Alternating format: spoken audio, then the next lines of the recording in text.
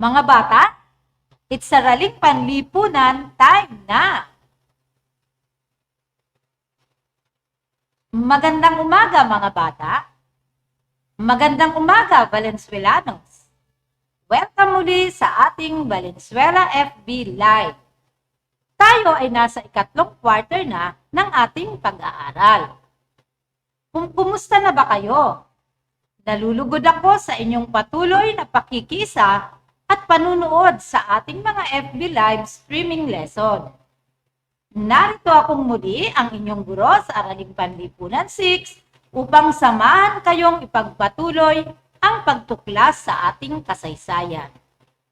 Muli nating tunghayan ang mga paalaala na dapat tandaan habang tayo ay nasa FB Live streaming lesson. Una, ihanda ang papel at ballpen at maging ang inyong mga module. Pangalawa, i-comment ang pangalan at paaralan sa oras na kayo ay nakapasok na. Pangatlo, mahalagang bagay at tanong lamang ang isulat sa comment section. Iwasan natin ang pag-comment ng mga hindi dapat na ilagay. Pang-apat, kung nawala kayo, maaari naman muling pumasok. Pero kung hindi naman, pwede naman tayong manood muli dahil ito naman ay nakasave bilang isang video sa ating FB page. At ang panghuli, igalang ang bawat isa. Laging tatandaan ang mga paalaalang yan upang maging maayos ang daloy ng ating pag-aaral. Ngayon mga bata, tayo nang tuklasin ang kasaysayan ng ating minamahal na bansa dahil it's more fun in Araling Panlipunan.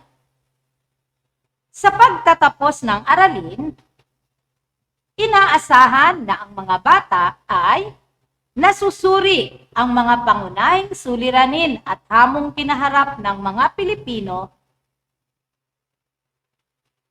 mula taong 1946 hanggang 1972. Ating tatalakayin ang mga pangunahing suliranin at hamon sa kasarinlan pagkatapos ng ikalawang digmaang pandaigdig. Pero bago tayo magpatuloy, atin munang balikan ang mga naging impluwensya ng mga dayuhang sumakop sa ating bansa. Magpapakita ako ng larawan at isusulat ninyo sa ating comment section ang I kung ito ay impluwensya ng Espanyol.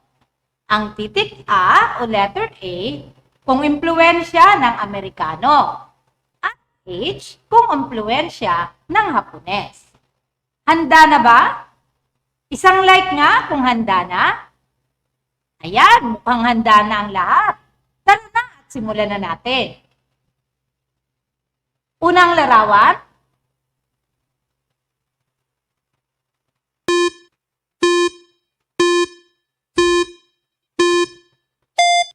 Tignan ko nga kung ano ang inyong sagot. Tignan natin kung anong bansa ang may impluwensya sa telepono. Tama kayo. Amerikano. Pangalawang larawan.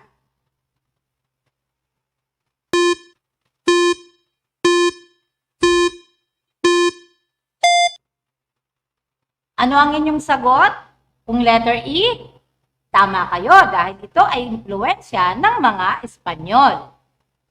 Pangatlong larawan. Ipinakikita dyan ay mga hayop.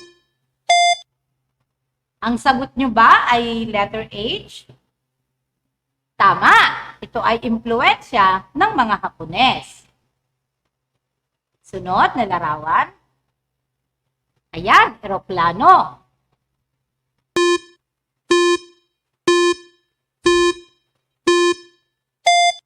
Kung ang sagot nyo ay A, Tama kayo dahil unang nasilayan sa ating bansa ang paglipad ng eroplano sa panahon ng mga Amerikano. At ang huling larawan, nagutom na ba kayo? Yan ay paella. Kung ang sagot nyo ay letter E, tama ulit kayo dahil ang paella ay pagkaing itinuro sa atin ng mga Espanyol. Mga bata, nasagutan nyo ba ng tama? Magaling! Kaya meron kayong malaking thumbs up kay teacher. Nakita ko ang inyong kahandaan sa pag-aaral. Kung kaya tara na at umpisahan na natin ang talakayan ngayong umaga. Alam nyo ba mga bata, may narinig akong usapan ng 3 bata tungkol sa ating aralin ngayong araw. Tara, panoorin natin at ating alamin kung ano ang pinag-uusapan ng mga batang ito. Tara!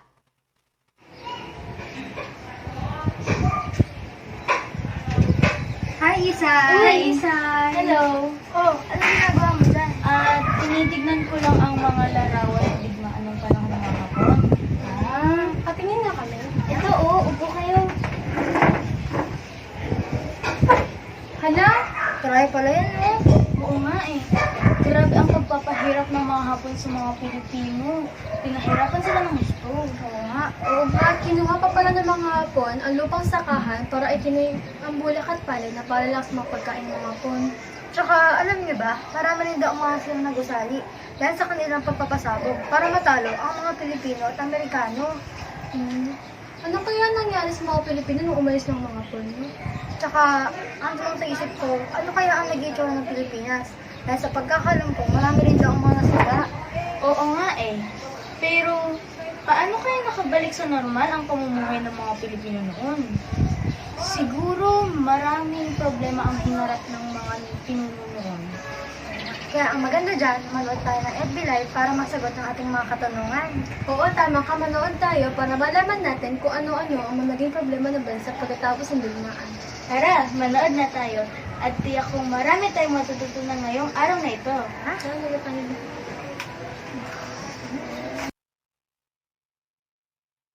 Nais ko munang magpasalamat sa mga nanay ng mga batang iyan na nagbigay pahintulot na isama ko ang kanilang mga anak sa aking pagtalakay sa ating aralin ngayong araw. Maraming salamat, Ginang Sandagon, Ginang Concepcion at Ginang De Guzman. Gayon din, maraming salamat sa 3 bata na sina Isabel Sandagon, Chloe Concepcion at Kiara De Guzman. Maraming salamat sa inyo.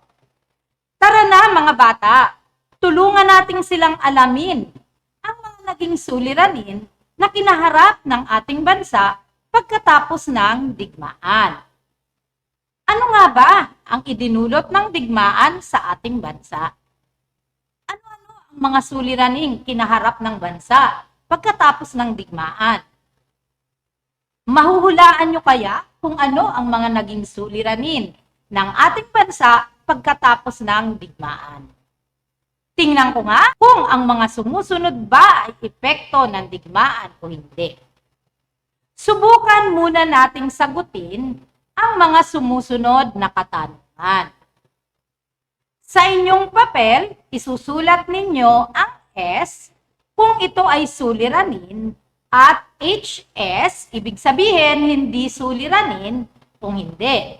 Tandaan, sa papel na inyong hawak habang nanonood kayo magsasagot.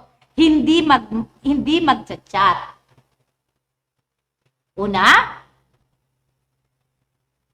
tumaas ang mga produkto sa pamilihan. Pangalawa, nasira ang mga tulay, daan at iba pang infrastruktura na naging dahilan ng pagbagsak ng ekonomiya.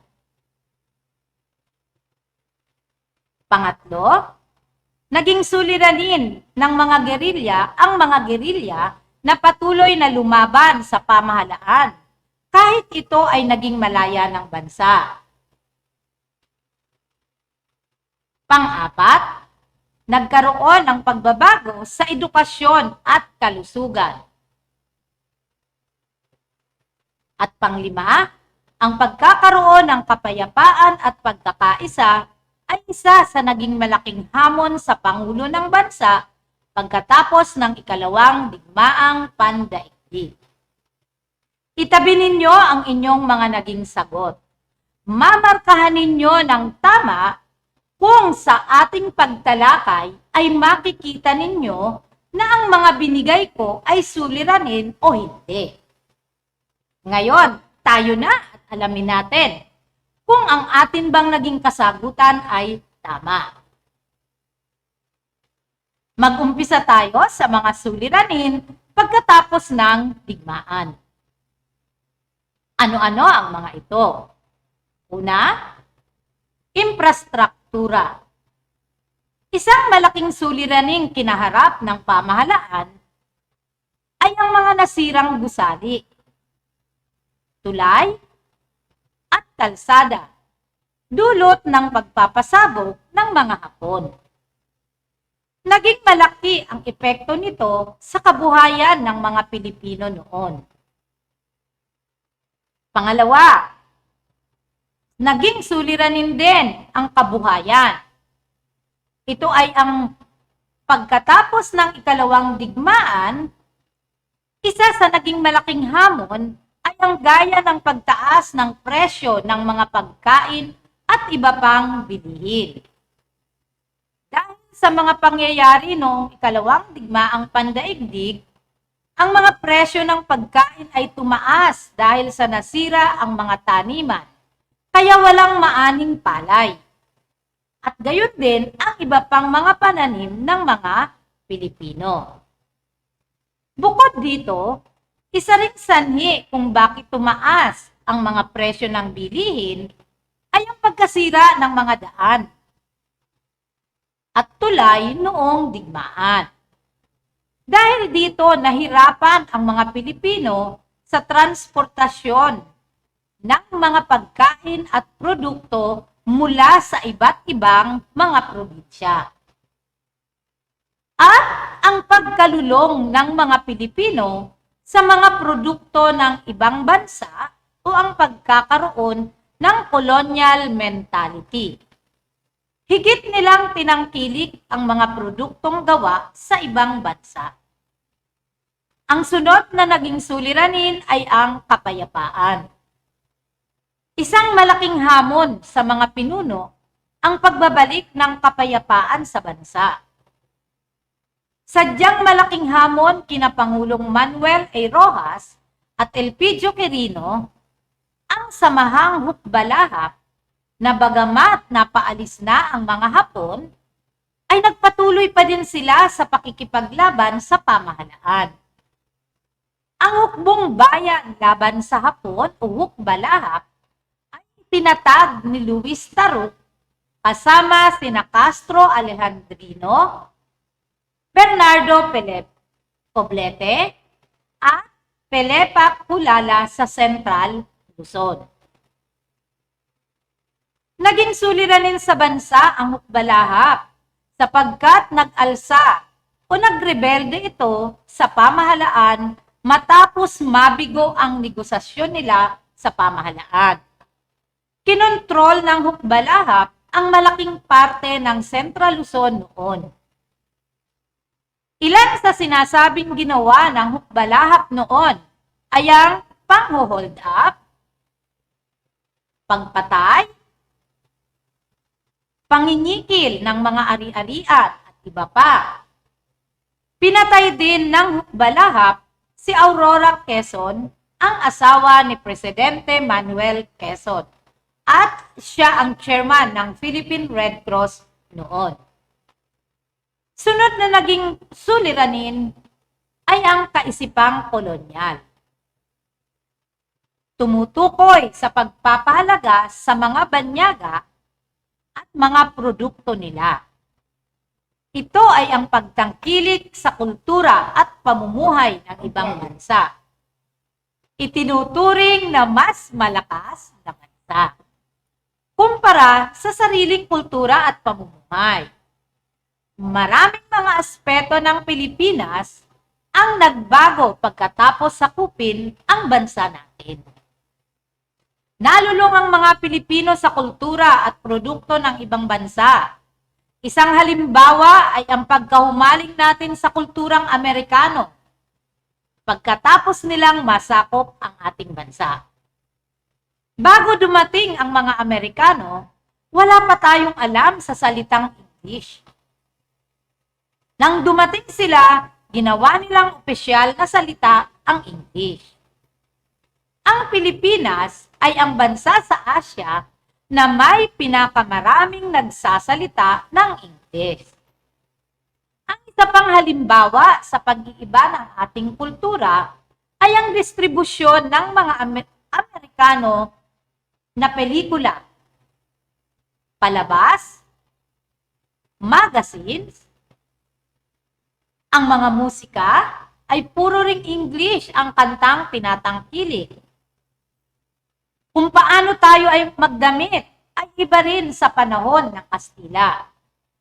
Sumikat ang pagsusuot ng sombrero, Amerikano, long sleeves, at iba pa. Maging ang pagkahumaling sa pagkaing nagmula sa Amerika.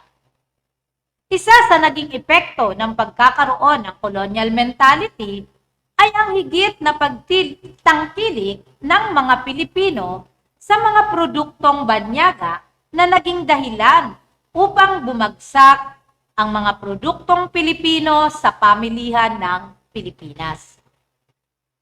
Higit na mas pinahalagahan ng mga Pilipino ang mga bagay na nagmumula sa ibang bansa. Mga bata, tama ba ang mga naging hinuha natin kanina?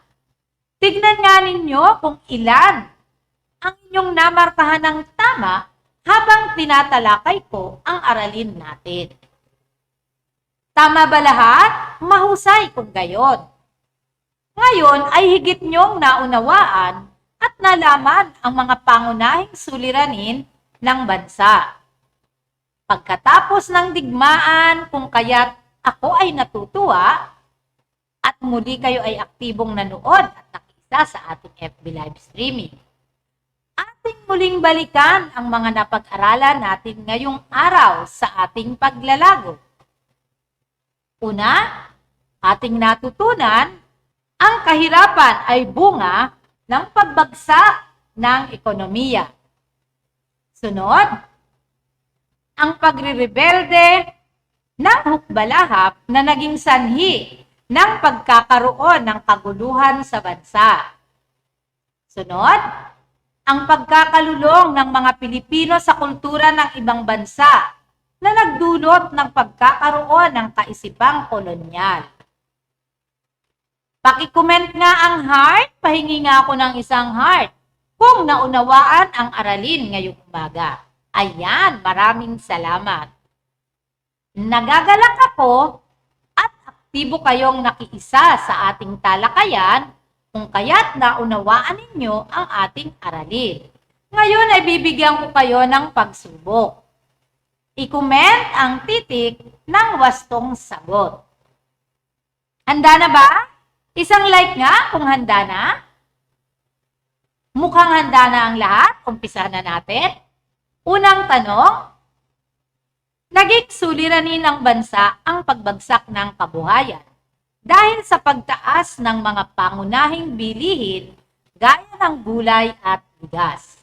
Alin sa mga sumusunod ang naging dahilan nito? A. Ang pagkasira ng mga taniman at sakahan pagkatapos ng digmaan. B. Pumasok ang mga bigas mula sa Thailand. C. Epekto ng pagbaha dulot ng bagyo. At D. Wala nang magsasaka ang nais magtanim.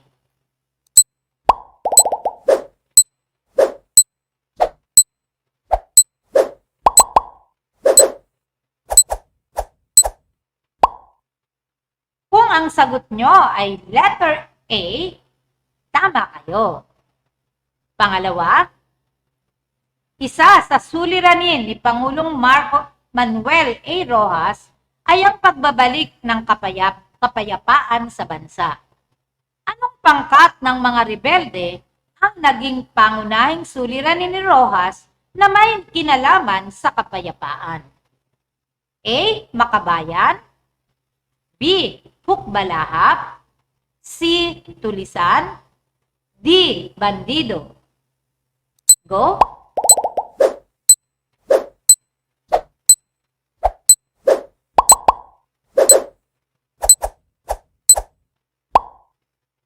Kung ang sagot nyo ay letter B, tama ulit kayo.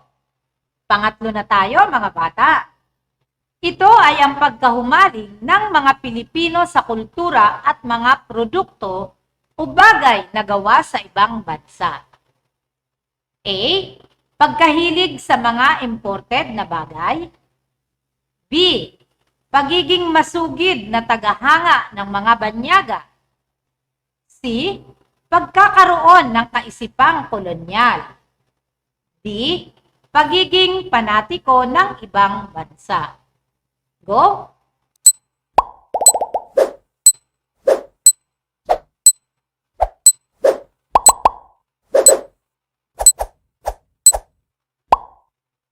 Kung ang sagot nyo ay letter C, tama ulit kayo. Pang-apat, ang pagkasira ng infrastruktura ay isa sa mga suliranin pagkatapos ng ikalawang digmaang pandaigdig. Ano-ano ang mga nasira na may kinalaman sa infrastruktura? A. Pagkasira ng palayan. B. Pagkasira ng kalakalang lokal. C. Pagkasira ng mga daan, tulay at gusali. At D. Pagkasira ng samahan ng Pilipino at Amerikano. Go!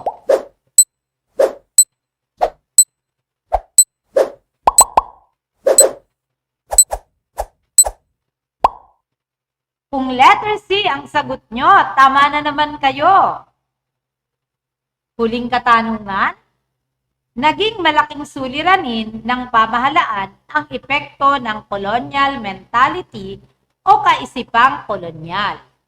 Bakit ito naging suliranin ng bansa? A.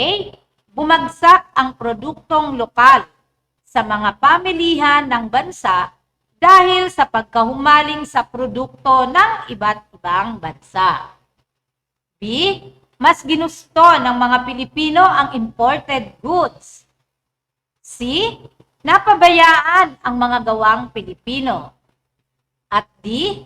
Hindi nila pinansin ang mga bagay mula sa ibang bansa. Go!